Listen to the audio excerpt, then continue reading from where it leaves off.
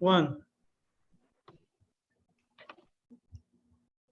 أوكي، بسم الله الرحمن الرحيم، والحمد لله والصلاة والسلام على سيدنا ونبينا محمد عليه أفضل الصلاة وأتم التسليم. شهر مبارك عليكم جميعا. الله يتقبل منا ومنكم صالح الأعمال إن شاء الله، ويرفع عنا وعنكم بإذن الله وعلى المسلمين. جائحة كوفيد-19 هي مثار حديثنا طوال الشهرين الماضيات، وحنتكلم عن breastfeeding وكيف التعامل معها. You are welcome in breastfeeding and COVID-19, how to deal with it with different guidelines and with different solutions. We have two speakers today, Dr. Adwa, the local coordinator for breastfeeding in المدينة المنورة, IBCLC, and Dr. Fawzia Al-Haraishi. She is a consult of OB-GYN, of family medicine. Now we will start with Dr. Adwa. Dr. Adwa, can you start please?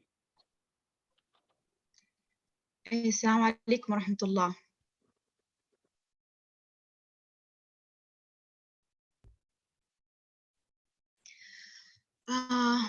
السلام عليكم ورحمة الله. رمضان مبارك عليكم جميعا.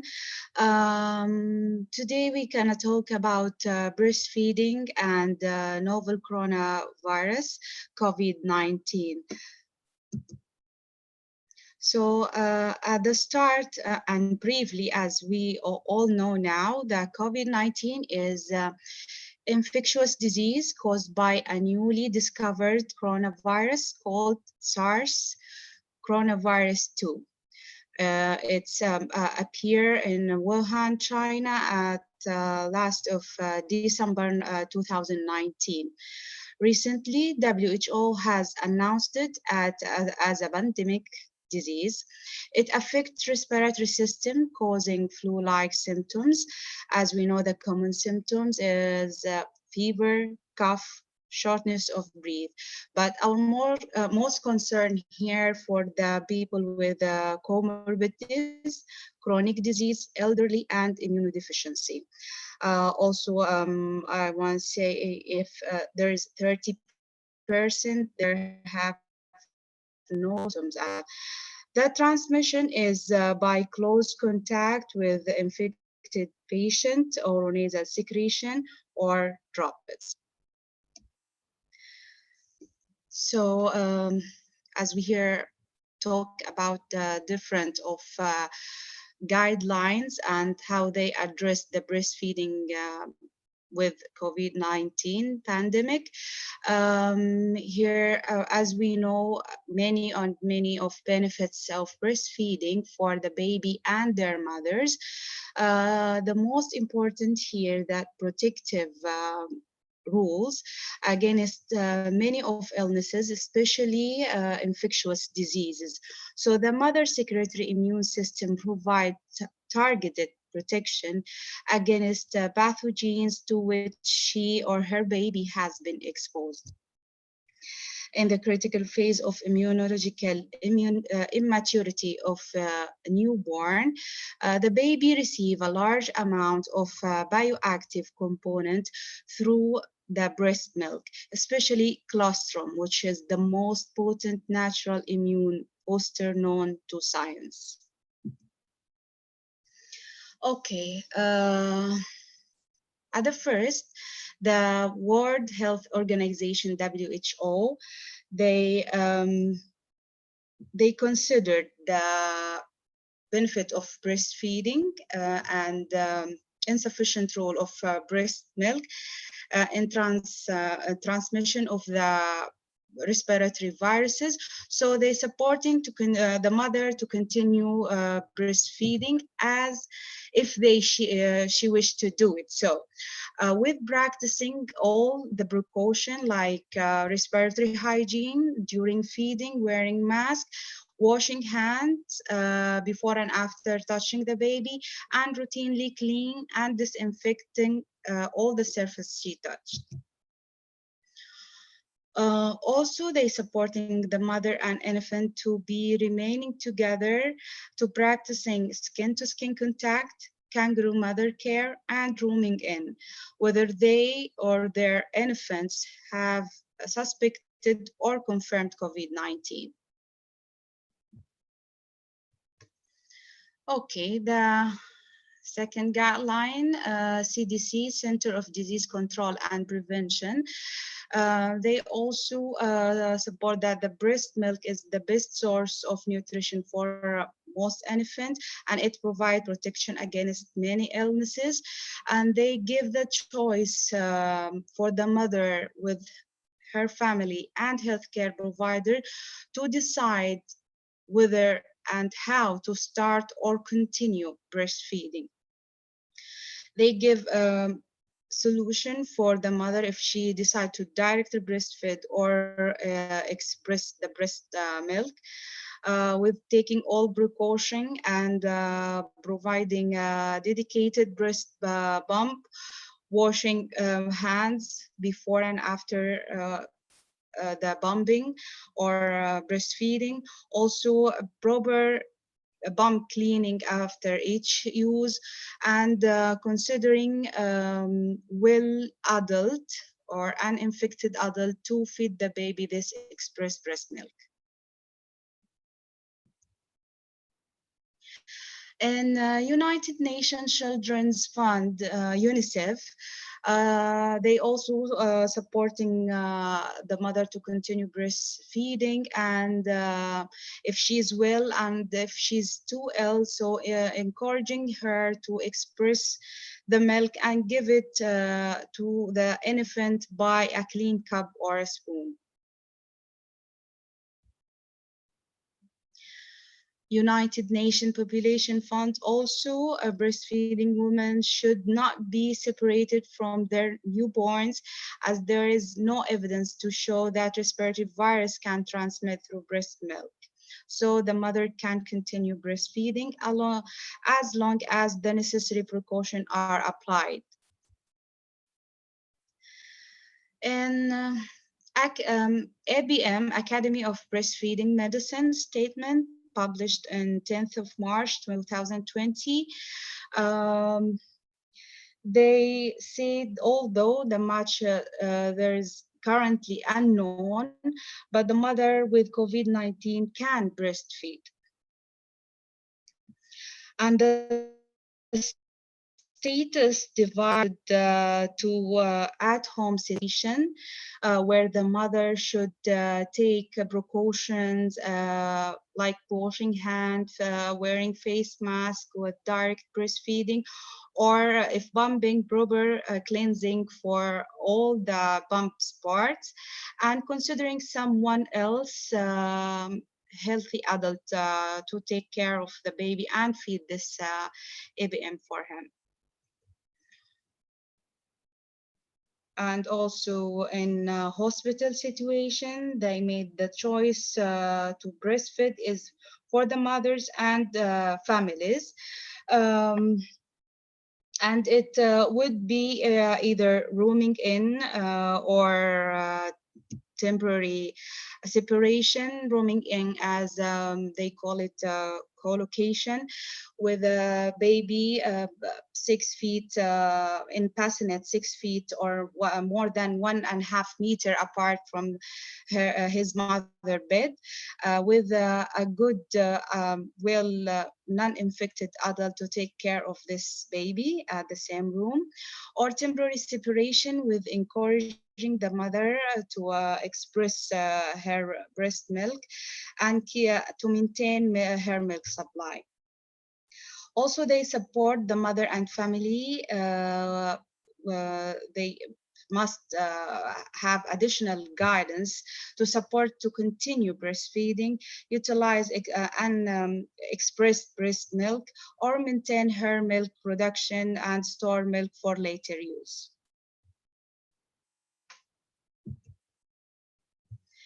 International Lactation Consultant Association, they said all international world health guidelines agree breastfeeding should continue and be supported during the COVID-19 epidemic with appropriate precaution.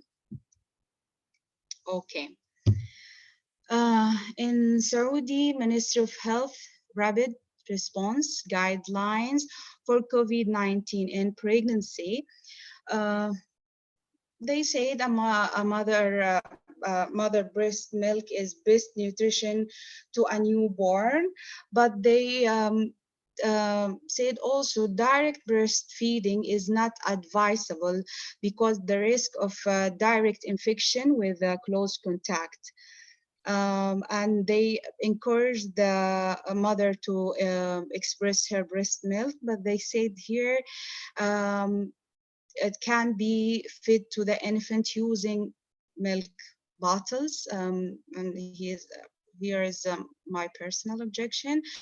And they also said if the mother isolation is not required and the breast pump not feasible, then the patient or the mother can breastfeed with taken in consideration all precaution in addition of protective sheet between the mother and the baby.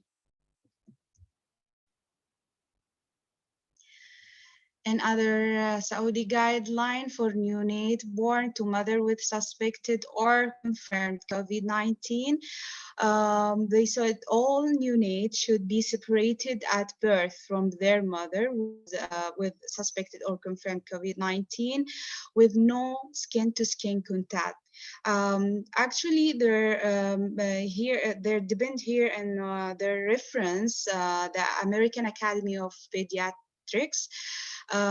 They are agree with the separation, but they also said if it's difficult or the mother request the skin to skin and rooming in, well, they should follow her request. Also here in Saudi guideline, they say the neonate should not receive direct breast milk until the mother is negative for COVID. Mother should express breast milk after appropriate breast and hand hygiene, and feeding the ABM by designated caregiver. And the other one, the Saudi Neonate Society recommendation for the management of neonate with suspected or confirmed COVID-19. They are supporting minimal or no skin-to-skin contact if the in-charge team plan to delay court claim. Also, they said isolation and separation can affect babies and mother in terms of breastfeeding, bonding, and mentally. So they say the approach should be carried out according to the mother situation. Also, they supporting that the breastfeeding benefits outweigh any transmission risks of virus by breast milk. Okay, as we all know, at this era or this now is pandemic COVID-19, all the people and mothers, even the well mother, should take all precaution to protect her and her baby and her loved ones from this spreading. So the precaution should be wearing face mask in close contact with the baby, washing both breasts before breastfeeding, washing hands before and after dealing with the baby, proper bum cleaning after each use, routinely clean and disinfect all the surfaces it will touch. Okay. If the mother, she is severely and will direct breastfeed or express breast milk, she should explore the possibility of relactation with nursing or donor human milk. With nursing, Dr. Fauzia, she will talk about this, and donor human milk, it has religious issues here in some country also, which approach to use will depend on culture, context, acceptability to the mother, and service availability. So what is relactation? Relactation, it's mean that returning back to breastfeeding after a gap. So if the mother here with COVID-19, she is intent to breastfeed, it's good choice for her to choose relactation, but she has to continue pumping and expression during her illness to maintain her milk supply. And then after she's recovered, inshallah, she must do a balanced skin-to-skin contact and find the breastfeeding specialist like international board certified lactation consultant who's gonna help her for the reason of if she has low milk supply, and if she's considered to use an medication as a galactagogue, so it must be under the lactation consultant supervision. Also may consider the galactagogues like we know there's herb to increase milk yield as it's famous, the fenugreek, fennel, and anise. And also there is substance you should avoid like nicotine, diuretics, and contraception, which contain estrogen. So there is recommendation from WHO and UNICEF for good practicing to relaxation, like as we said, skin contact, expression every 2 to 3 hours per day, and having the baby cycle also 2 to 3 hours per day. Monitoring the baby stool and urine output, and contact infant feeding and lactation consulting for additional guidance. I'd like finally to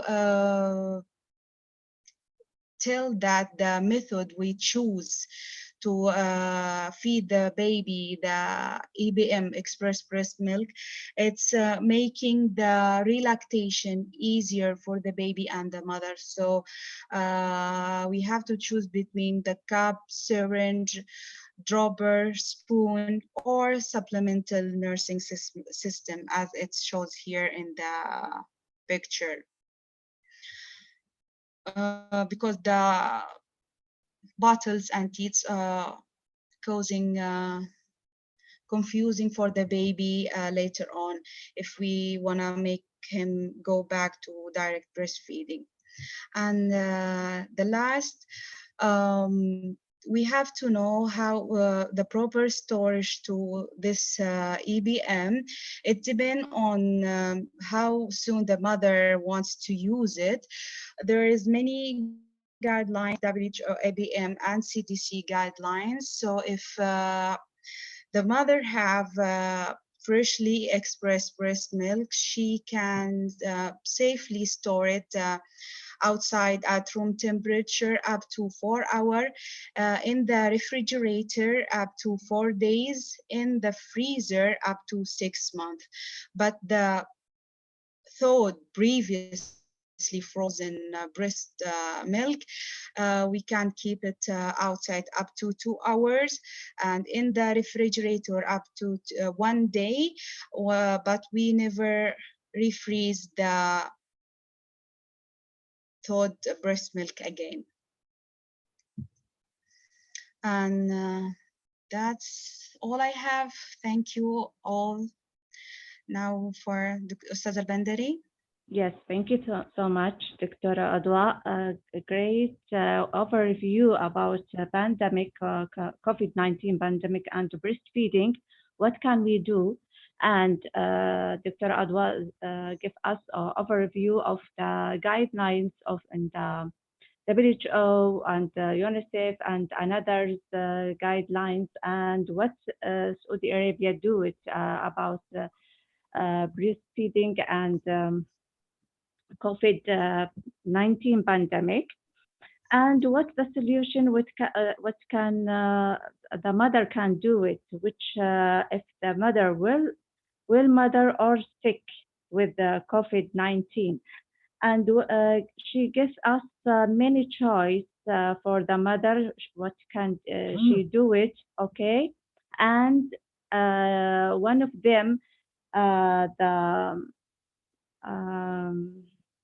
another the second subject with Dr. Fawzia Al-Haraishi, she talk about the wet nursing and breastfeeding, how to deal with it. Now we go to Dr. Fawzia and see what she can tell us about it. Dr. Fawzia, welcome.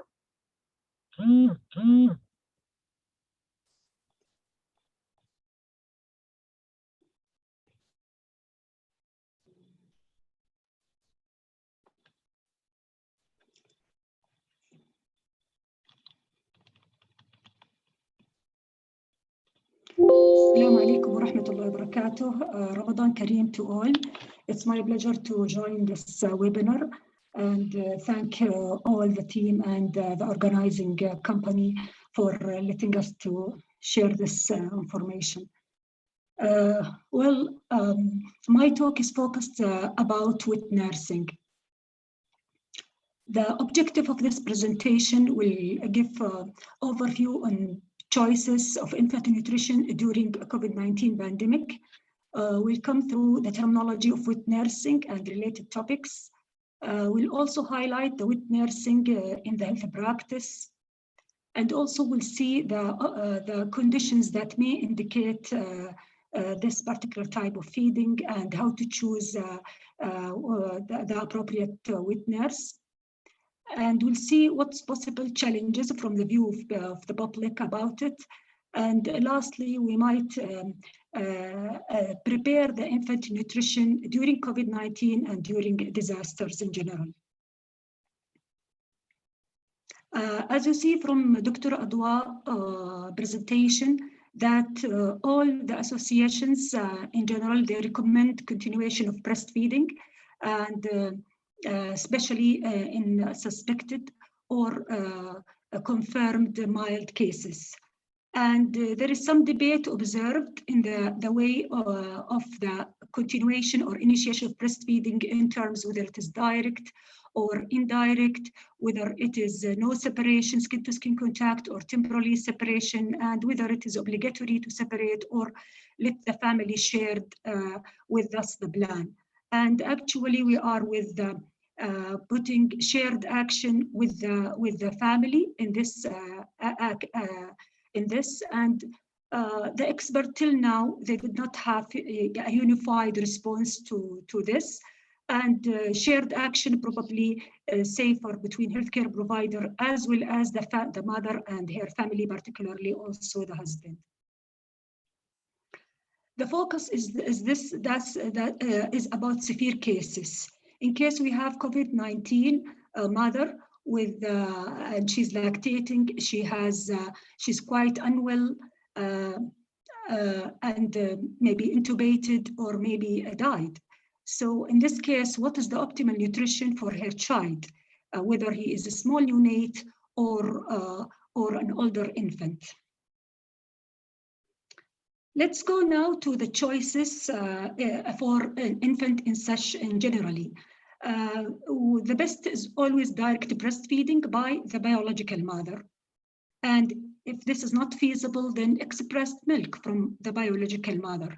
And the best is biological mother because, composition of breast milk, it corresponds to the gestational age of the child and also from genetic point of view and as well as the bonding of the mother to her child.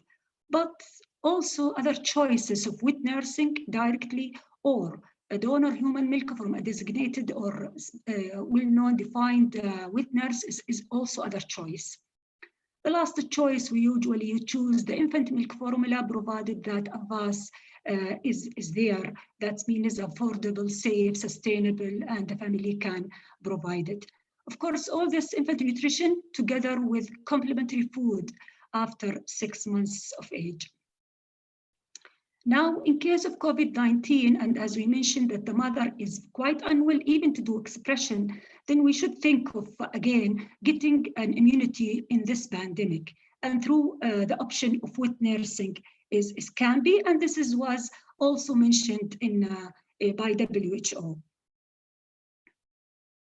Now, what is this wet nursing?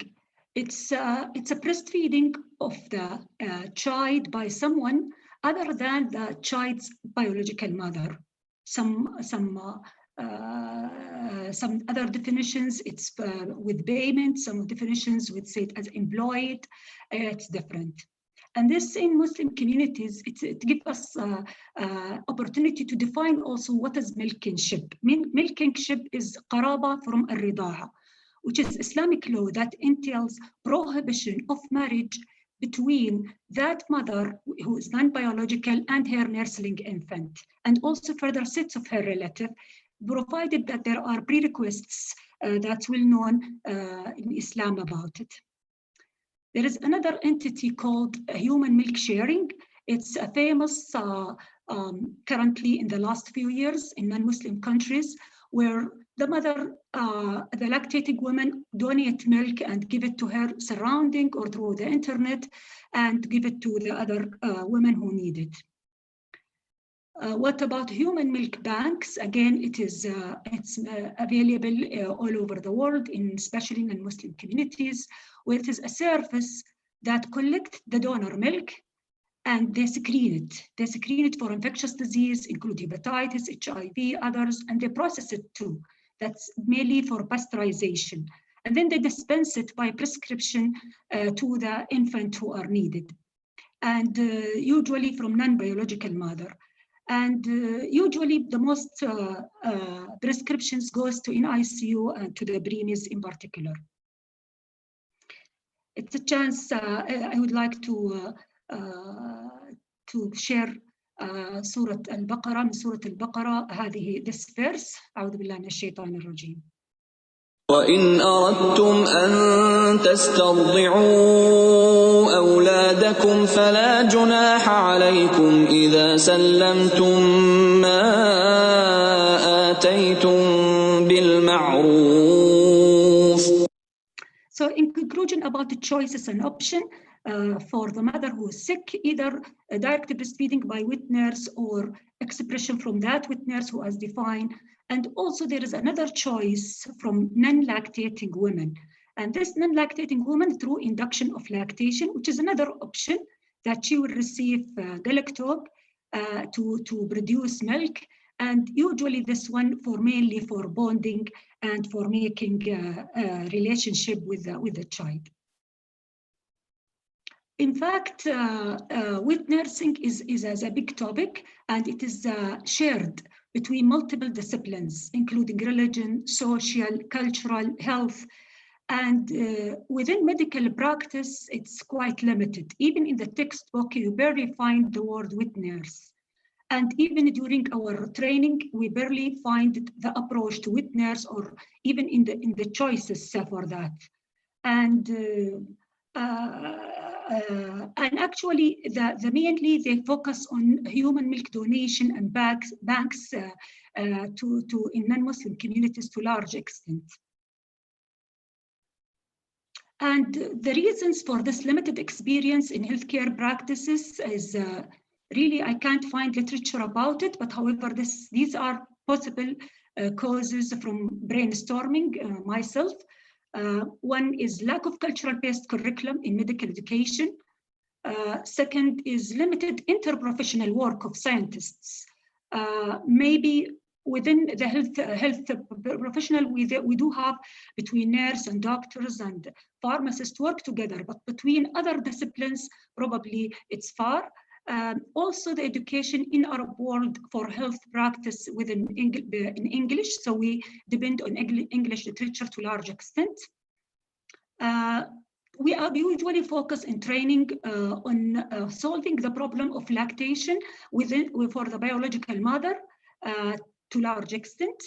And also some of the association, they are not with informal human milk sharing, the wet nurse or expression, probably fear of the infection. Second thing, that in Muslim community, there is a lot of concern about milking ship, which need to be resolved. And lastly, you know, some of the communities become milk formula available, and this is the norm for them due to the advertising. If I'm trying to search for direct wet nursing practice, the prevalence of it, I really couldn't find in any society. Probably it's a prevalence of breastfeeding and donor milk to large extent. And it's an interesting area for any research. Let's see what could be the conditions that we might need indication for wet nursing. Actually, the conditions, it's between medical reasons as well as social reasons. And from the situation now in the pandemic, severe cases of COVID-19 where mother is quite sick can be an indication to look for a wet nurse. Also, if she died, this is another. Breastfeeding problem that she cannot be solved. Chronic disease that mother become disabled and she can't breastfeed her child. Consumption of drugs that incompatible with the breastfeeding, and other social reasons. In the infant as well, very low birth weight, and that maybe milk supply of his mom is not enough for his growth. The wet nurse herself, she might have, some of them, they have over milk supply, some of them their children died and she wants a sibling, and also this social. And also we should think of this pandemic in disaster situation where maybe a lot of sick mothers or separation of the mothers is needed. Then also we should think of wet nursing for saving infant life. Now we have an example from Saudi community in Al Widad Charity Foundation, a very successful program that fostering unidentified orphans with unidentified parents, through the milking ship, where they approach a wet nurse to feed this child, or through induction of lactation to have a motherhood and solve the issue. It's a quite interesting program in Saudi community. Now, how to choose the wet nurse? Actually, these are general guidelines, and is not the only reason. But generally, we choose 25 to 40 years old lady with good health status, healthy habits from exercise and diet, good body mass index, not smoker, not taking drugs and alcohol, and very important, her psychology. She has pleasant temperament, and she is caring, and she loves children, and maybe if she has experience in birth before, that will be better. Also, she doesn't have any extramarital or sexual relationships and not taking any drugs as mentioned. That's the best thing. We did have small study on idea of a wet nursing services center, and we asked the population, general population, about their idea, what's their comment on that, and what's their view on this idea of this center. And the population, it seems that 1/3 of them, they were supporting this idea, and another third, they were neutral, and another 1/3, they disagree and they are not with this project. And it seems that also we asked them what could be the challenges that if we have this center, majority or about 1/3 dimension, it's religious mainly, or Sharia view. They have overphobia of the milking ship and prohibition of marriage. And they may be bad morals passed to the infant. There are other reasons, also economy and health in general. also other reasons, but to a large extent, the religious view was the reason that need to be resolved. I think a healthcare worker should be trained to counsel the husband and the wife to have a wet nurse when there is need for that. And usually counseling is mainly putting the benefits of breastfeeding on one side, and also the changing the attitude and reducing or removing the negative feeling about it, and the negative attitude about it, and correct it.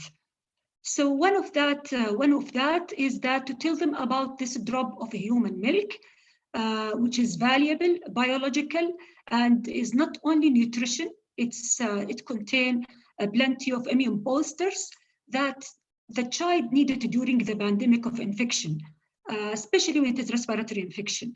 So this cannot be given by other formula or any other food. And usually we ask even those who would like to wean during the pandemic to delay the weaning from breastfeeding to continue to support their children as possible. Also during their counseling, we told them that the breastfeeding compared to formula feed is proven that to reduce the incidence, the severity, and the duration of respiratory infection in particular, in general. And also reduce this infection not only during neonate, it's also later in childhood. And this proven in developed and developing countries, so its benefit is conclusive and it's worthwhile. Usually the decision will be shared between the healthcare provider and the couple to choose that, and and the husband need to be involved. I think with this pandemic, it's the time to prepare optimal infant nutrition for any disaster, whether it's infection or any other thing. لا قدر الله زال الله البلاء عاجلا. However, we need the COVID-19 can affect anyone, whether the breastfeeding mothers, her newborns and her children, and deprivement of the child from source of immunity is harmful. So I think all protocols that deal with the infant feeding protocols during the pandemic, they need to add wet nursing option with that. How to do preparedness for the emergency situation? One of that to have a policy for that for the whole country. Second thing, that to make breastfeeding is the norm for the community, so we can have and find wet nurses easily. We need to work in collaborative with the different sectors and different scientists, and community education on wet nurses on all aspects, the health aspect, the social aspect, the religious aspect is quite important. I think it's time now to restudy again and see this community wet nursing center. It might help, and also to restudy whether we need a human milk bank with Islamic ruling might also be helpful in such pandemic. Last message, I would like to say that drops of human milk can save life during the pandemic, and it's all our responsibility. And I would like to conclude my presentation with again a verse from the At-Talaq, Surah At-Talaq. أعوذ بالله من الشيطان الرجيم. فإن أرضعن لكم فآتوهن أجورهن وأتمروا بينكم بمعروف وإن تعاسرتم فسترضع له أخرى. Thank you for good listening, and I think it's time for questions. شكرا دكتورة. Thank you دكتورة فوزية, which interesting solution about breastfeeding and COVID-19. And we agree with you that we should that this is the time to think about wet nursing.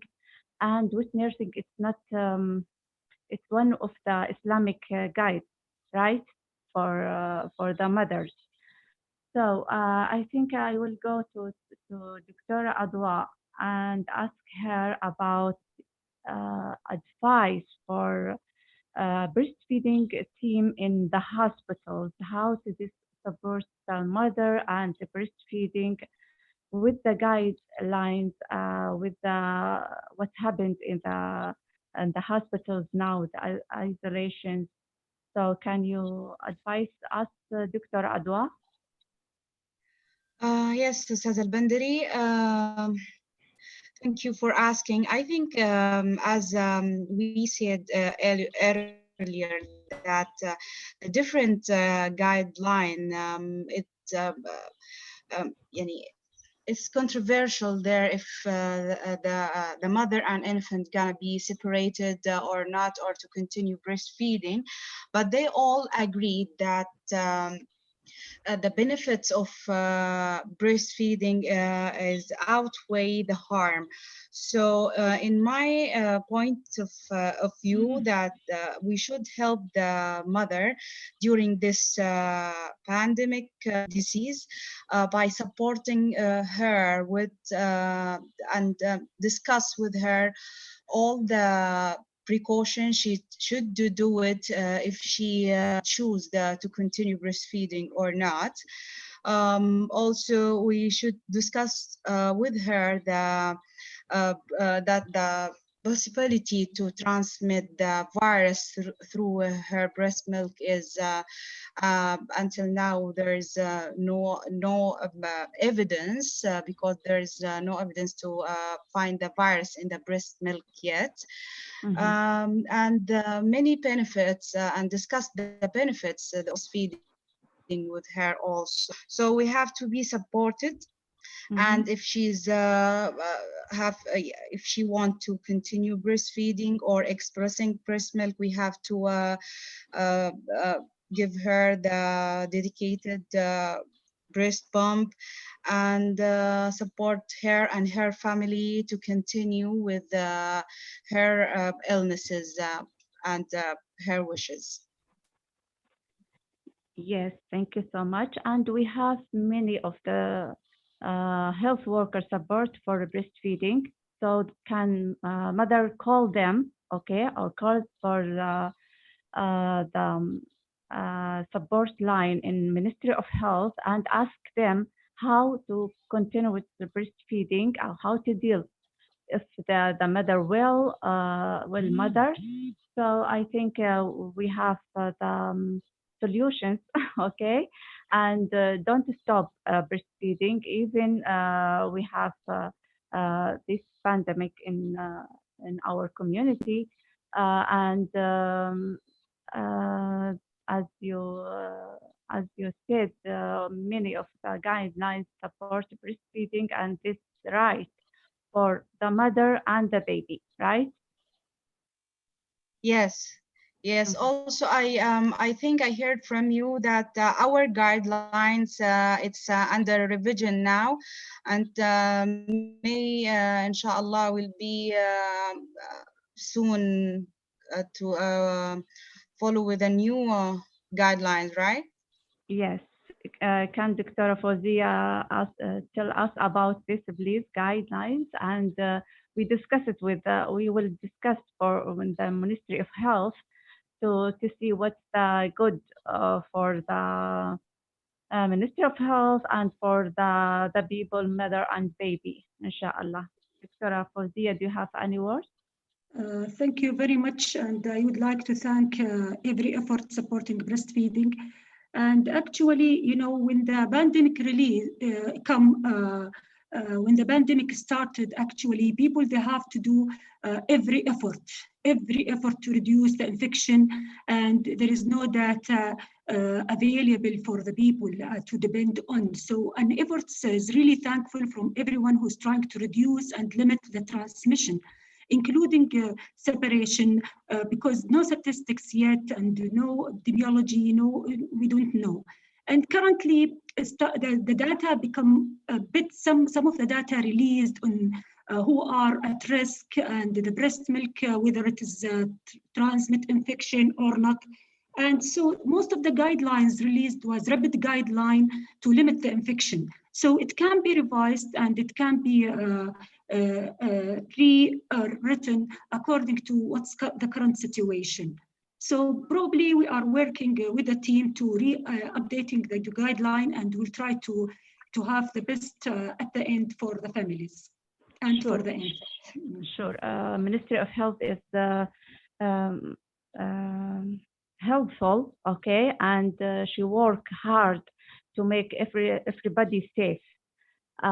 Thank you so much, and thank you for the Event job for this lecture, or for this cooperating with us to this lecture.